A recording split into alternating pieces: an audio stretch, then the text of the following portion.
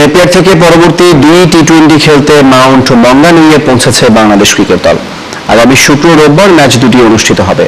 প্রাকৃতিক সৌন্দর্যের এই ভেন্যুতে প্রথমবারের মতো কোনো ম্যাচ খেলবে মাশরাফিরা। আগের ম্যাচের ব্যর্থতা ভুলে ঘুরে দাঁড়াতে মরিয়া টাইগাররা। নিউজিল্যান্ডে এখনো কোনো ম্যাচ জিততে পারেনি টাইগাররা।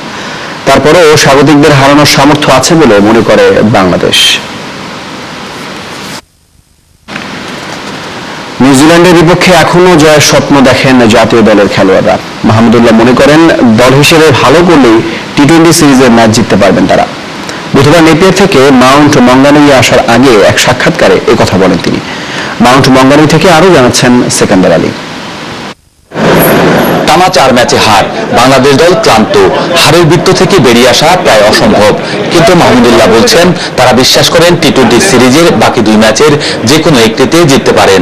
অবশ্যই চান্স আছে, আমরা এখনো বিশ্বাস করি যে আমরা ওদেরকে হারাতে পারবো এবং ইনশাল্লাহ যেটা আগে বললাম যে ছোট ছোট অপরচুনিটিগুলো আমরা কিছু কিছু ভুল করছি, ওই ভুলগুলো যদি আমরা শুধরে নিতে পারি তাহলে হয়তো অবশ্যই আমরা জিততে পারবো, এটা আমরা সবাই বিশ্বাস করি।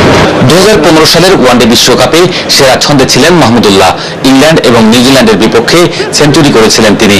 অথচ এবার ওয়ানডে সিরিজে ছন্দহীন ছিল তার ব্যাট। নেপিয়ারের প্রথম টি-20তে হাফ সেঞ্চুরি করে আত্মবিশ্বাস ফিরে পেয়েছেন। ওয়ানডে সিরিজে ওরকমভাবে কন্ট্রিবিউট করতে পারেনি, ওরকমভাবে কন্ট্রিবিউট করতে পারেনি টিমের জন্য, তো এই জন্য একটু খারাপ লাগছিল। বাট কালকে একটু ক্রিজে টাইম স্পেন্ড করতে পেরেছি, তো দিক থেকে একটু বেটার ফিল হচ্ছে। তো আশা করি যেন এটা কন্টিনিউ করতে পারি সামনে ম্যাচগুলো। মাহমুদুল্লাহ জানান, দল হিসেবে ভালো না খেলায় নিউজিল্যান্ডে জিততে পারছেন না তারা। টিম হিসেবে যদি আমরা ভালো পারফর্ম করি তো ওই দিনই সবাই ইনশাল্লাহ হয়তো আমরা ম্যাচে জিততে পারবো, এটা এখন আমাদের মেন গোল। তবে আশার কথা, তিনি ছন্দে ফেরায় ব্যাটিং লাইন আপের শক্তি কিছুটা হলেও ফিরে এসেছে। শুক্রবার সিরিজ নির্ধারণী দ্বিতীয় টি-20 ম্যাচে মাহমুদুল্লাহ জ্বলে ওঠা অত্যাবশ্যক। Sekandar Ali, news 9, Mount Maunganui, New Zealand.